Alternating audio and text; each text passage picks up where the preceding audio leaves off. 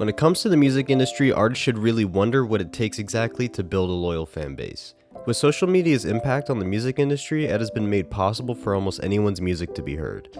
This can be seen as a benefit to aspiring artists to work on building a name for themselves without the need for a label or a massive marketing budget.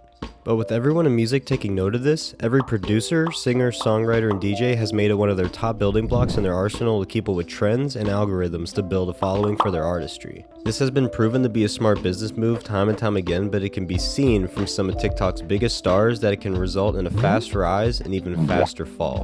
And why is this the case? Well, the easiest way I could put it is that most social media platforms, especially TikTok, are extremely saturated with musicians pushing their music following the biggest trends to get heard.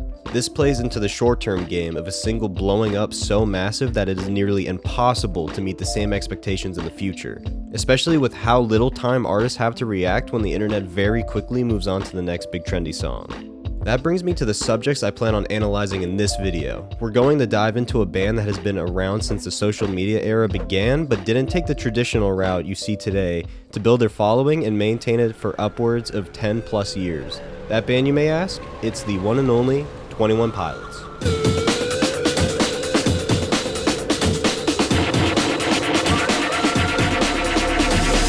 There's an imposition in my mind's imagination. I hope they choke on cause I'm smoking them like a basement. This is not rap, this is not hip-hop. Just another attempt to make the voices stop rapping to prove nothing, just writing to say something. Cause I wasn't the only one who wasn't rushing to saying nothing. This doesn't mean I lost my dream. It's just right now I got a really crazy mind to clean.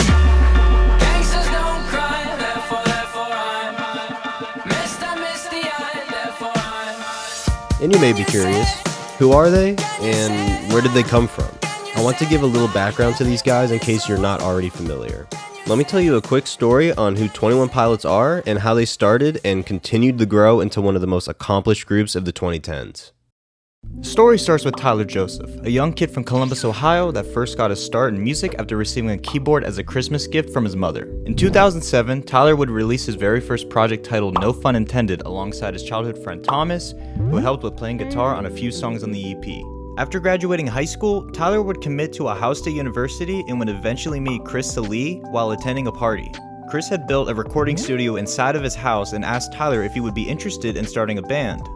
Tyler Joseph would then invite Thomas to join the band as a bassist before their first show. By December 29, 2009, the newly named 21 Pilots would eventually release their self-titled album to the public. They would continue to tour around Columbus and other parts of Ohio with the help of Tyler's mother, passing out tickets on Ohio State's campus for their shows. Eventually, in 2011, Chris and Thomas departed from the band to focus on their education and careers. Before Chris would leave the band, he invited his friend that worked with him at Guitar Center to take his place as drummer for the band.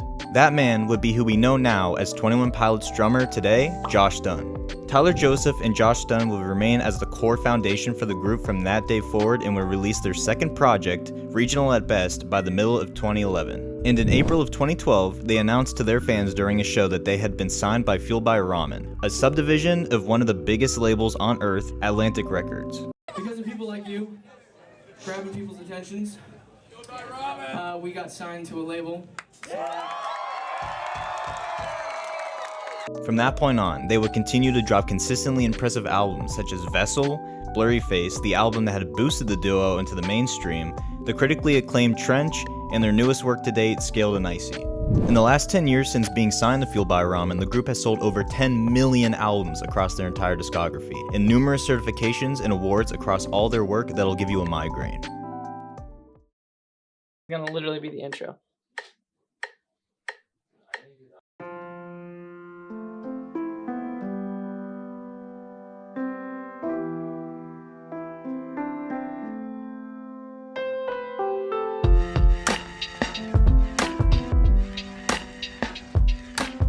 Yeah, I know this seems a little obvious. In order to be pleasing to the average listener, you need to have a song to be mixed and mastered well, have a catchy melody, and drums that bob your head, but if it were that easy, you'd think almost anybody could have a charting song. There is something that can be observed from this band that approaches their creative productions differently than most other mainstream bands on the radio today and had really struck a chord with millions of diehard fans around the world. I mean, if you were sitting down listening to this band for the first time, there would be a good chance that you'd struggle to find words to describe what their sound exactly is.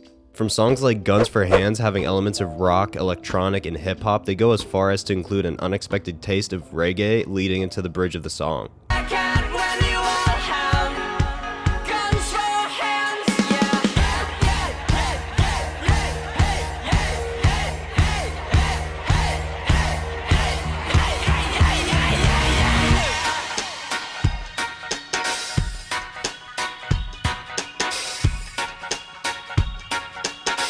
And that's what offers so much replayability to their music. They put so much time and effort into a production that is nearly unpredictable prior to your first listen. The band works extremely hard to constantly innovate each album to have its own distinct style and aesthetic, but does it in a way that can always be enjoyed by the bulk of their fan base. I'm not saying constant innovation is necessary to please an audience, but being able to find a balance between staying true to your own sound and building on top of that as you release more music is crucial to sustainability in the music industry.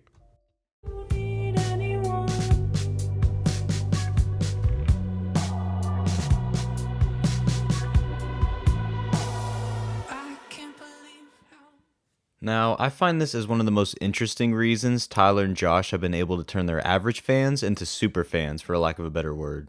They have underlying themes in their albums and live shows that go deeper than the surface of a typical song's meaning. They're telling a story, a symbolic story traveling through the mind of Tyler Joseph and his constant battle to overcome his mental health struggles. Unfortunately, it's way too much to cover for this video and I don't want to frustrate the click for missing important details, so I'll just give a brief summary of what the story is. The story starts with the album Blurryface and its cover art. The 9 circles resemble bishops who are depicted as red-cloaked individuals that stand for Tyler's insecurities, anxieties, and inner demons. These bishops reside in a place named Dima, where another protagonist known as Clancy resides with Tyler. Blurryface, the album, is basically the start of painting the canvas for the Dima storyline and showcases the harm that Dima brings to the people that live there. This brings us to Trench, which is also a place, but a place where Tyler and Clancy try to escape to for good reason. It is the way out of Dima. In the Jumpsuit music video, one of the bishops, Nico, catches Tyler trying to escape from Dima and tries to bring him back to Dima to use his influence to cover up the misinformation spread by Clancy's letters about his dislike of Dima. The Banditos show up to rescue Tyler from being kidnapped by Nico and work together to fight against the bishops in Dima. These Banditos represent those who have overcome depression and are working the fight for those still suffering from it. It later becomes known that Clancy is dead and Tyler and Josh are now being used to convince people through the media that Dima is a great place to be, which is being depicted through their livestream experience and live shows from the Icy Tour. Okay, so that only scratched the surface of this lore. There are things like Vialism, the Blurryface Twitter, and Trash the Dragon that I've completely ignored for the sake of pacing, so if you're interested in learning more about the Tops lore, check out these videos after watching this one. They do a much better job of covering everything in detail. Okay, so you now have the basic idea of how these albums visually and thematically tie together. This brings me back to their masterclass in branding, which just proves they have one of the most dedicated fan bases out there. When 21 Pilots released the music videos for Trench, such as Jumpsuit, Levitate, and Nico and the Niners, people became obsessed with the appearance of the Banditos. The outfits were simple, but that's what made them accessible to all their fans.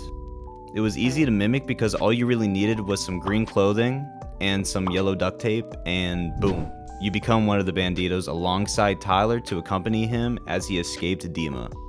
This pretty much gave the fanbase a sense of connection to the artist. They feel as though they are part of the show and have an important role in the performance's success. It wasn't just a crowd of fans watching their favorite artists play their best hits, it was a group of people dedicated to the band's message and purpose. And I personally think 21 Pilots had figured this out from the start. They know that the only reason they're able to grab the attention of millions of people by telling their own unique story comes from one thing: the fans themselves.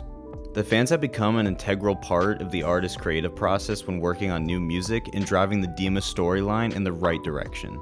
They take their fans' critiques, theories, and perceptions of their work into account before they make their next move, and this ties into the last chapter of this video that really emphasizes why this band has stayed in the hearts of millions for over a decade.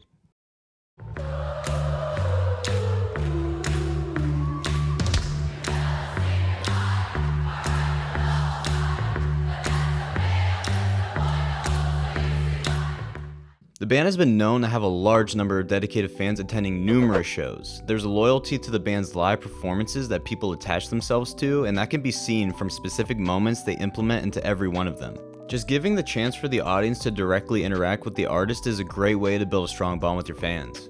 For example, in almost every show since they could sell out a pit, they've been held up by fans to play the drums for trees at the end of every show.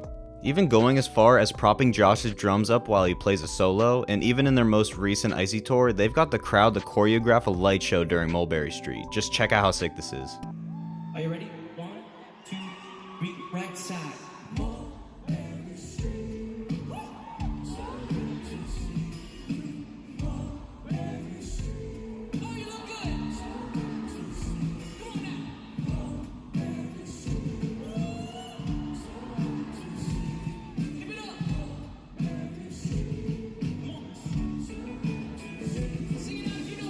And did I mention these are in stadiums at a capacity of anywhere between 10 to 20,000 people. Now, that is something not every band can say they have the influence of doing. But it's not as easy as just asking the crowd to do as you say and expecting them to follow suit. Concert goers don't just do that for anyone. Now, I've mentioned already that most of their fans attend numerous 21 Pilots shows, even if nothing's changed drastically in the set list or if they've even struggled to reach the charts with a new hit song. They have something special about them that fully encapsulates everything it means to be a part of the clique. It is really hard for me to personally explain it in a few words, so I'll let Tyler Joseph himself give you an idea of what I'm about to talk about. He spits out this phrase at the end of every show, and it goes a little bit like this. Thank you so much for having us. We're 21 Pilots and so are you. We're 21 Pilots and so are you. Thank you so much. We're 21 Pilots and so are you. We're 21 Pilots and so are you. See you next time. We're 21 Pilots and so are you. We're 21 Pilots and so are you. I want you to know we're 21 Pilots and so are you. So thank you so much. I hope you're taking notes because that alone can explain how they got to the position they're in and have been able to maintain it for this many years. It explains the connection that's shared between Tyler and Josh with their fans, and they may be the ones playing the music, doing the flips, winning awards, and providing entertainment like this. What's up, what's up, what's up? You guys want to hear about my balls? But most importantly, they stay true to their vision and their fans, and if you're an aspiring artist, you should too. The hardest part about this industry in this day and age is the vast amount of new content being distributed on a daily basis, and it can be hard to stand out or be innovative enough to create something people need to hear, but that's not always what music is about.